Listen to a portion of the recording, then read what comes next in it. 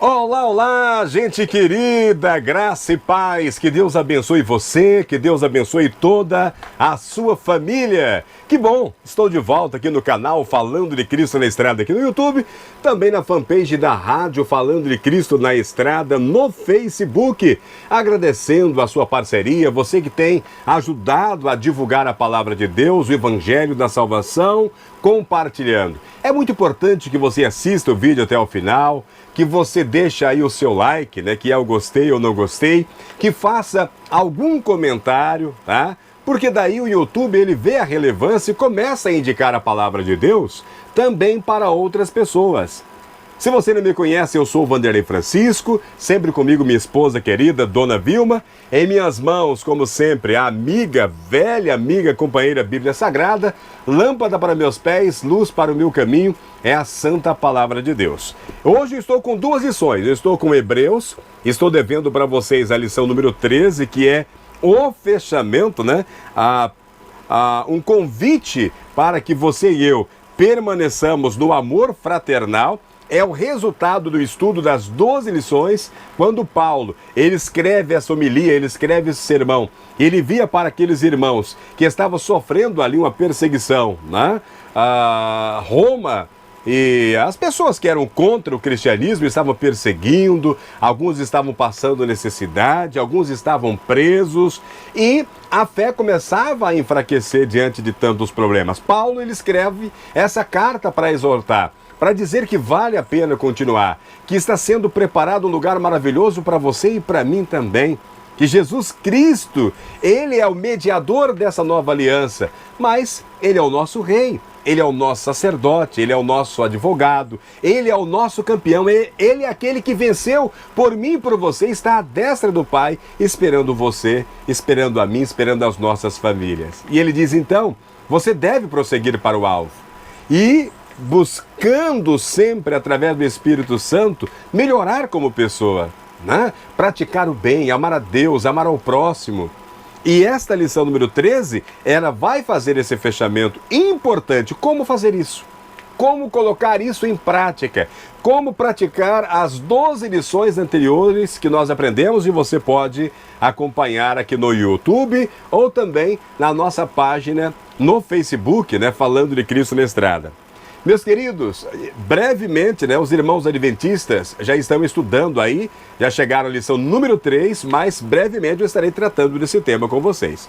Como eu disse, eu estou terminando de ler um livro que é muito importante. Esse livro ele fala das 3 mensagens angelicais, das 3 mensagens de Apocalipse 14, que é a verdade presente para ser pregada no tempo em que nós estamos vivendo. Mas eu preciso terminar, estou terminando esta semana para compreender de fato a ênfase que o escritor dá no livro de Gênesis, a importância do livro de Gênesis. E eu tenho realmente me apaixonado por esta lição, tá? Não que eu ainda não a estudei, eu já estudei aí a primeira, a segunda lição, tá? Mas como eu disse para vocês, eu gosto de fazer um estudo mais profundo para dialogar com vocês, né? Para a gente poder conversar aqui. E eu estou descobrindo coisas importantes nas 3 mensagens angélicas que estão ligadas, relacionadas aqui a Gênesis, né? Aqui tem uma história, aliás, são várias histórias, né? Histórias verdadeiras, mas a principal dela é ter Deus como Criador. Ele criou todas as coisas neste planeta chamado Terra e também em todas as outras bilhões de galáxias que existem por aí, né? Então ele é esse Criador, ele é o mantenedor de tudo isso. E esse Deus tão poderoso, ele se fez carne, ele se fez verbo, ele veio habitar no meio de nós. Ao ponto de ter a nossa vida, uma vida simples, ao ponto de morrer por amor por mim e por você. Era o preço que ele tinha que pagar para resgatar você e eu, né? Então nós, quando entendemos o tamanho de Deus, que é imensurável, nós podemos também entender o tamanho do sacrifício, a importância do sacrifício que ele fez por mim e por você naquela cruz. Vamos orar? Que eu quero tratar então da lição número 13, né? Permaneça o amor fraternal, para fecharmos aqui com o poder do Espírito Santo nos guiando, a lição de Hebreus, mensagem para os últimos dias. Oremos? Querido Deus, amado Pai, em sua presença, Senhor, pedimos perdão pelos pecados, perdão pelas falhas. Lhe agradecemos porque o Senhor nos dá a oportunidade de estudar mais uma vez a sua santa palavra. Muito obrigado. Que o seu Santo Espírito nos capacite, que ele seja o nosso professor, que ele esteja com cada família agora, meu Pai, abençoando em nome de Jesus. Amém. Amém? Então, mais uma vez, que Deus abençoe ricamente você e toda a sua família. Se você não assistiu às lições anteriores, assista. Meus amigos, eu estou também com a série, falando de família. Aí na playlist, na igreja, vocês estão acompanhando aí algumas séries que eu estou trabalhando, sermões, mensagens, falando a respeito de família, tá? Eu acho muito importante esse tema. Por quê? Porque a família, ela é uma criação perfeita de Deus antes do pecado no Jardim do Éden. Então Deus, ele cria a família. E a família, ela torna-se a base da sociedade. Então, para que nós possamos fazer alguma coisa por essa sociedade que está corrompida, o amor esfriando, nós precisamos fazer pela família. Se a família vai bem, a sociedade vai bem. Se a família vai mal, a sociedade também vai mal. Então nós precisamos salvar nossas famílias se quisermos também salvar a sociedade. Então siga aí essa série de vídeos na playlist na igreja, onde nós estamos tratando desse tema. Permaneça o amor fraternal. E aí em Hebreus capítulo 13, já no verso 1 diz: seja constante o amor fraternal. Então esse é o tema que nós vamos desenvolver. Então Paulo agora, ele parte para a prática. Ele diz, capítulo 12, verso 14, segue a paz com todos e a santificação. Agora, olha a importância da palavra de Paulo aqui, ó.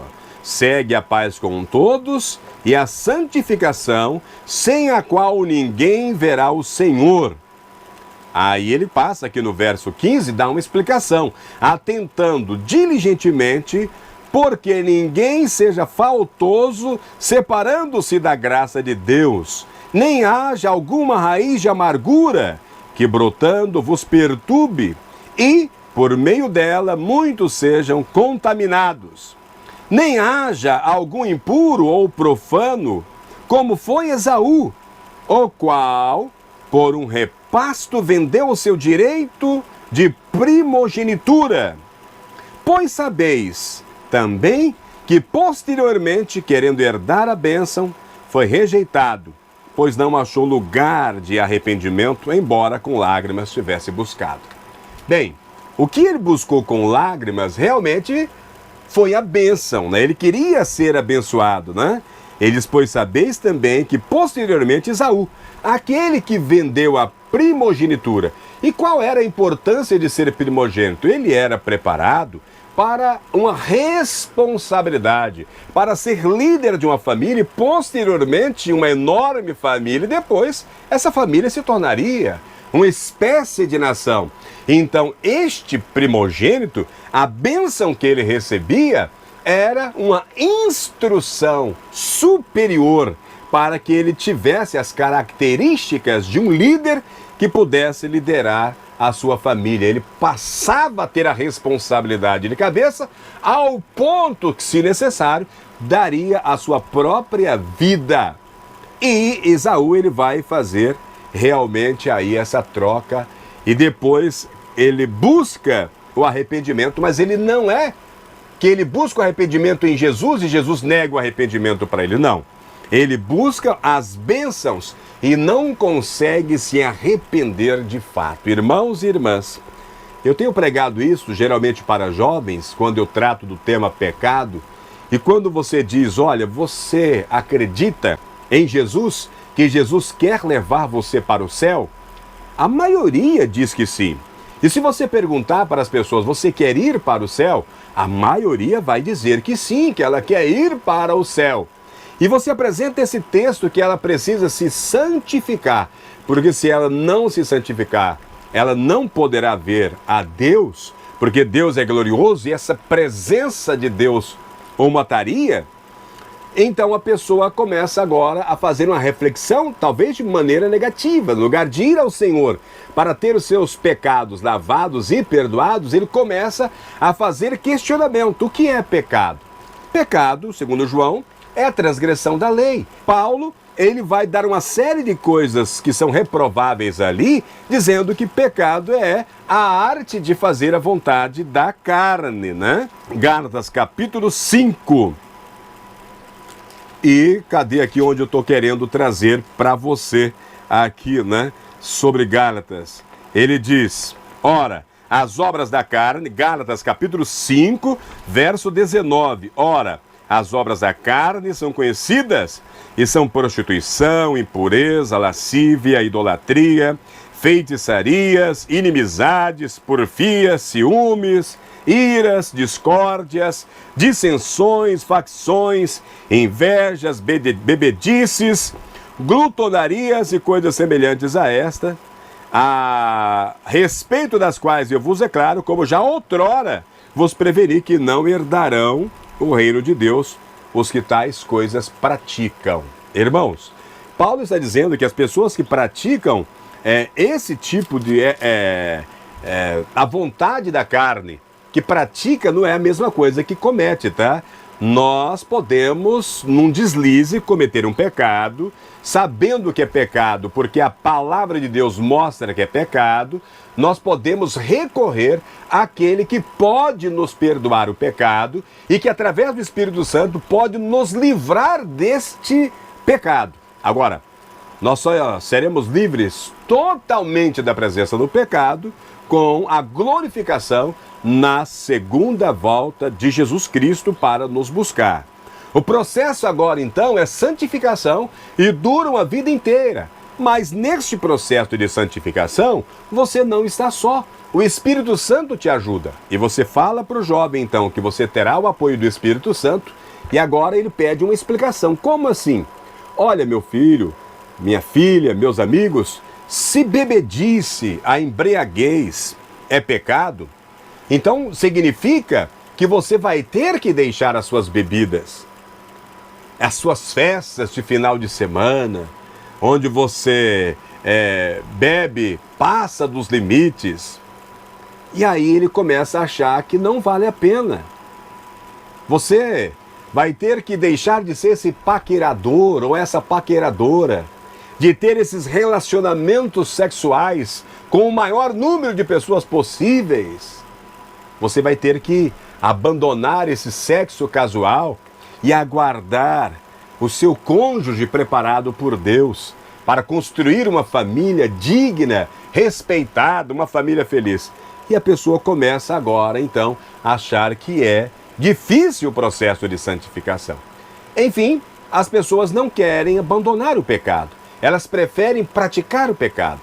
E elas comemoram a prática do pecado. Mas Deus não desiste de você. E se Deus não desiste de você, nós também não desistimos de você. Há esperança. A todo momento Ele está chamando você para essa conversão.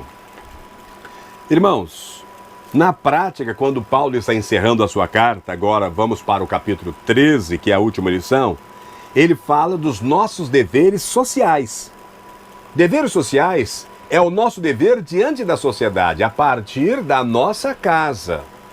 A partir do exemplo nosso em nossa casa, o papel de cada um na família, o papel do pai, o papel da esposa, o papel de pais, né, em relação aos filhos, o papel dos filhos, né, que é de obediência aos pais, e depois o nosso dever com a sociedade, onde nós vivemos. Ele disse então no capítulo 13, verso 1, seja constante o amor fraternal. E o que significa ser constante o amor fraternal? Constante é de constância realmente. Não é você escolher a quem fazer o bem. É a quem precisa, é a quem necessita. O próximo é todo aquele que não é você.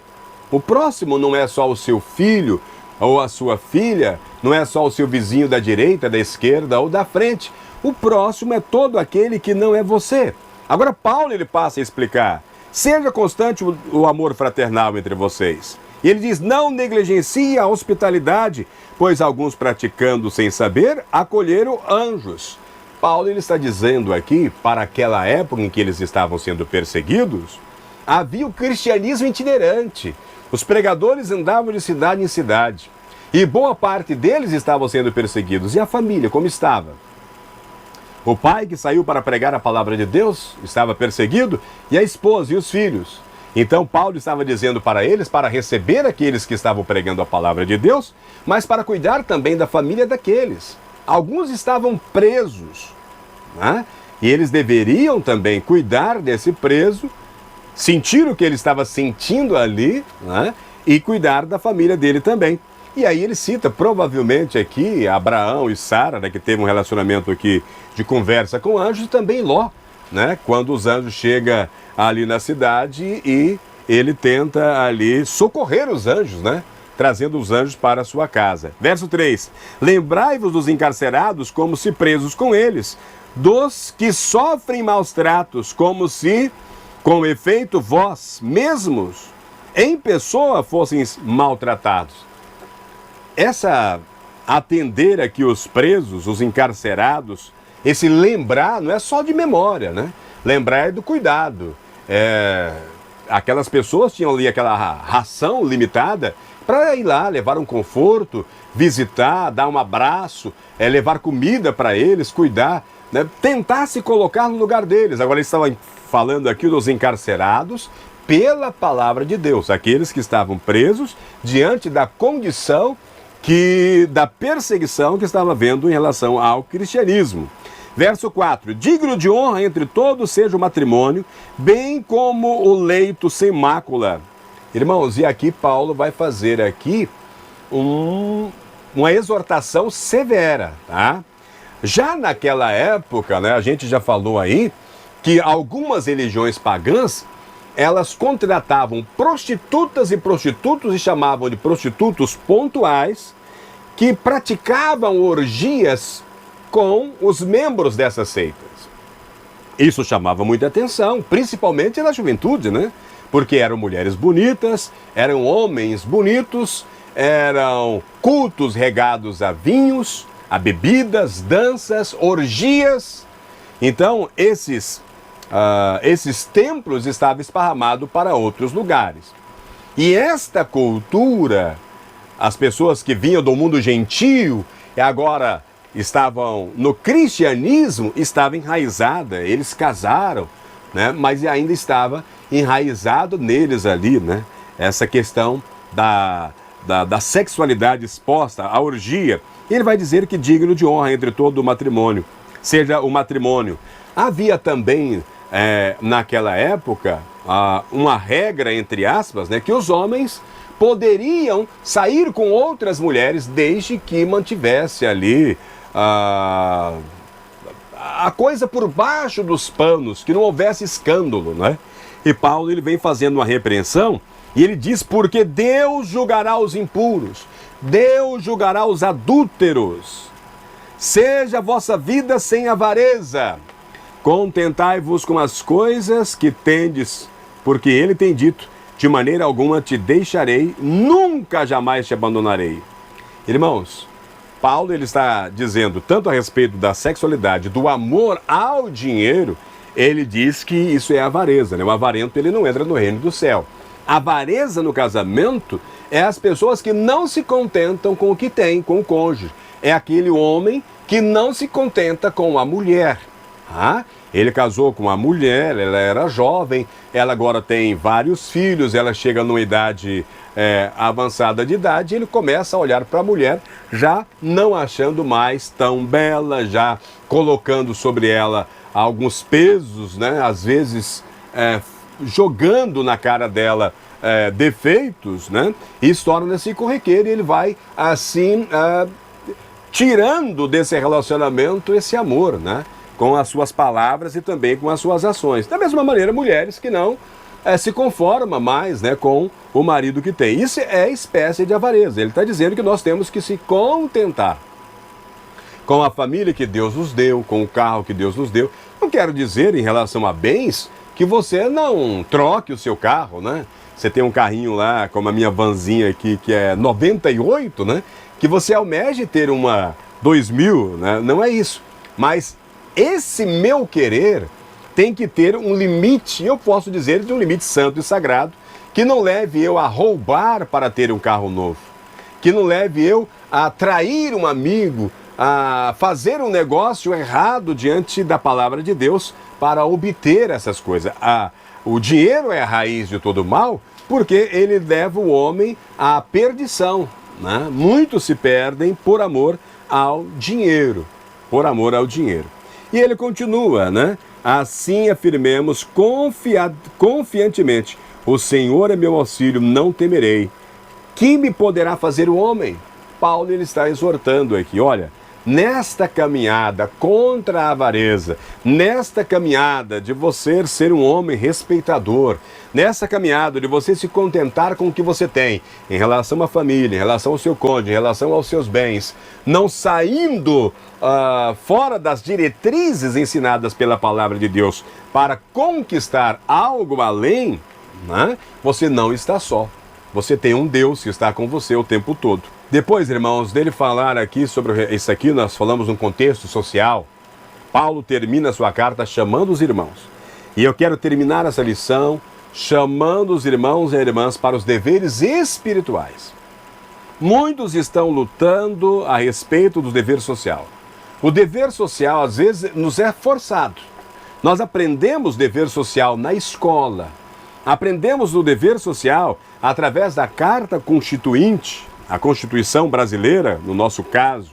Então, irmãos, Paulo, ele continua fazendo essa exortação, chamando as pessoas para os deveres espirituais. E o verso 9 ele diz, não vos deixeis envolver por doutrinas várias e estranhas, porquanto o que vale é estar o coração confirmado com graça e não com alimentos, pois nunca tiveram proveito os que com isso se preocuparam. Bom, Paulo ele está dizendo novamente aqui, trazendo para os irmãos, olha, nós somos salvos unicamente pela graça. Você e eu, nós não merecíamos. Todos nós, de Adão e Eva até este momento, e até no momento da volta de Jesus, todos pecamos, todos estamos destituídos da glória de Deus, todos precisamos de Jesus. Graça é aquilo que nós não podemos comprar com nenhuma obra. E o que estava acontecendo ali? Estava acontecendo alguns rituais envolvendo sacrifício, envolvendo também alimentos. E Paulo fala, olha, o bom é que vocês parem com essas coisas, porque a salvação é unicamente pela graça. E ele vai estar citando aqui as ofertas que podiam ser comidas, elas, mesmo que a pessoa comesse ela ali, ela não significava a presença de Jesus na vida delas. As pessoas entendiam que aquele sacrifício representava Jesus, e que uma vez ela comendo daquele sacrifício, ela estava, de alguma forma, se alimentando de Jesus. E Paulo vai dizer que não precisava fazer tal coisa. E aí ele explica, possuímos um altar do qual não tem direito de comer os que ministram no tabernáculo. Pois aqueles animais cujo sangue é trazido para dentro do Santo dos Santos, pelo sumo sacerdote, como obração pelo pecado, tem o corpo queimado fora do acampamento. Por isso, foi que também Jesus, para santificar o povo, pelo seu próprio sangue, sofreu fora da porta. E agora, olha, Paulo ele dizendo aqui, olha, nós temos sacrifícios que as pessoas não comem dele. Nós temos sacrifícios que são queimados fora. E ele vai dar um exemplo em Jesus, ele diz, por isso que também Jesus, para santificar o povo pelo seu próprio sangue, sofreu fora da porta. E aí ele dá um conselho, saiamos, pois, a ele fora do arraial, levando o seu vitupério. Na verdade, não temos aqui cidade permanente, mas buscamos o que há de vir, a cidade que há de vir. Por meio de Jesus, pois ofereçamos a Deus sempre sacrifício de louvor, que é o fruto de lábios que confessam o seu nome. Meus irmãos e minhas irmãs, o maior sacrifício que Jesus pede de você, esse louvor aqui, ele está falando de adoração em forma de reconhecimento. Reconheça que você é um pecador, é uma pecadora, reconheça que você precisa dele, reconheça que só através dele alcançaremos a salvação, não por qualquer outra coisa. As obras são resultados daqueles que estão em Jesus Cristo. Lembrando, nós seremos julgados pelas nossas obras. Por quê? Porque aqueles que estão sem Jesus não têm como praticar boas obras para sempre. E mesmo que praticasse, não serviria de coisa alguma. Verso 16, ele diz: não negligencieis igualmente a prática do bem e a mútua cooperação, pois com tais sacrifícios Deus se compraz. É esse o sacrifício que Deus quer. Que você expresse esse relacionamento, que você expresse essa relação, esse andar com Deus. Estar cheio do Espírito Santo, irmão e irmã, é estar cheio de Jesus, é estar cheio de Deus. Uma pessoa cheia do Espírito Santo, ele é praticante das coisas boas. Ele se relaciona bem com todo mundo. Ele passa a olhar as pessoas com os olhos de Deus. Ele passa a amar as pessoas como Deus amava, sem fazer acepção, sem escolher a quem. Verso 17, ele diz: obedecei os vossos guias e sede submissos para com eles, pois velam por vossa alma, como quem deve prestar contas, para que façam isso com alegria e não gemendo, porque isto não aproveita a vós outros. Irmãos e irmãs, Paulo está dizendo: olha para os seus guias, olhe para os seus pastores. Você que é católico, né? Olhe para a liderança, se ela está dentro da palavra de Deus, se ela está dentro dessa constituinte que é a carta da palavra de Deus. E quando ela traz uma palavra de exortação, é para o seu bem social, para o seu bem espiritual. E como é bom quando um líder ele vai diante de Deus para agradecer uma bênção. Quando ele chega diante de Deus e fala: Senhor, eu quero agradecer pela vida do Vanderlei, porque nós estamos sentindo a mudança. Ele fazia tal e tal e tal pecado, ele praticava tal e tal pecado, e nós vemos agora o Espírito Santo trabalhando na vida dele. Nós vemos ele deixando o Espírito Santo o moldar. Ele tem se tornado uma pessoa melhor com a esposa. Ele está se tornando uma pessoa melhor com seus filhos. Está se relacionando bem melhor com a sua mãe, com os seus irmãos. Como é bom. Agora, como é triste, irmãos, quando um líder, ele vai diante de Deus e ele ora, né, dizendo: Senhor, tenha misericórdia, tenha piedade do irmão fulano, porque o irmão fulano continua praticando o pecado. O irmão continua passando as pessoas para trás. O irmão continua traindo a esposa. O irmão continua gritando com seus filhos, batendo em seus filhos. Senhor, tenha misericórdia. Esse líder, ele se sente responsável pela vida desse irmão. E ele não tem do que comemorar. Ele está triste diante de Deus, implorando que o Espírito Santo faça a conversão daquela alma. Meus queridos irmãos e irmãs, quando Paulo ele está dizendo para você não entristecer a sua liderança, o seu pastor, o seu líder, ele está dizendo neste sentido. Faça valer a pena. E o líder principal aqui é Jesus, né? Faça valer a pena o sacrifício de Jesus, como eu disse. Nós vamos passar a estudar Gênesis, né? Porque sem Gênesis nada teria sentido.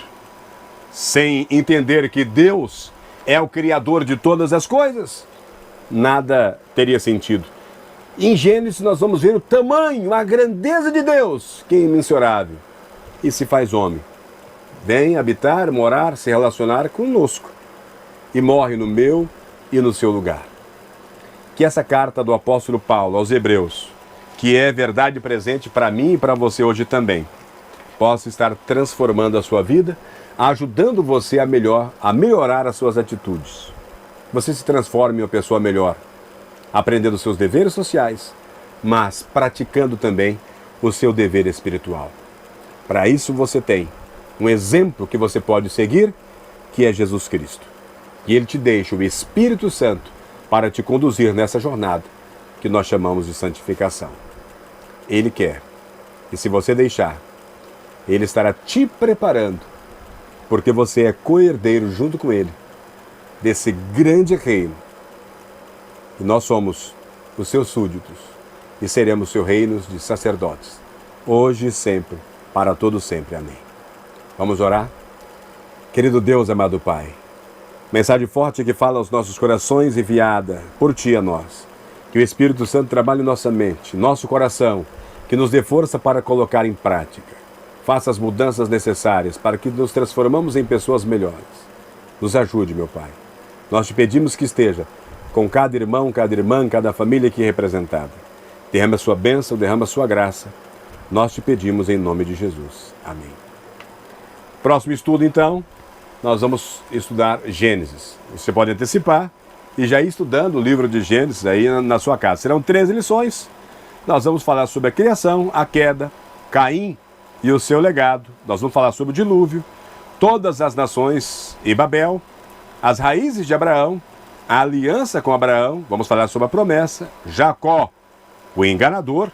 Jacó, depois dele ser o enganador, né, ele recebe ali uma transformação, ele se transforma em Israel.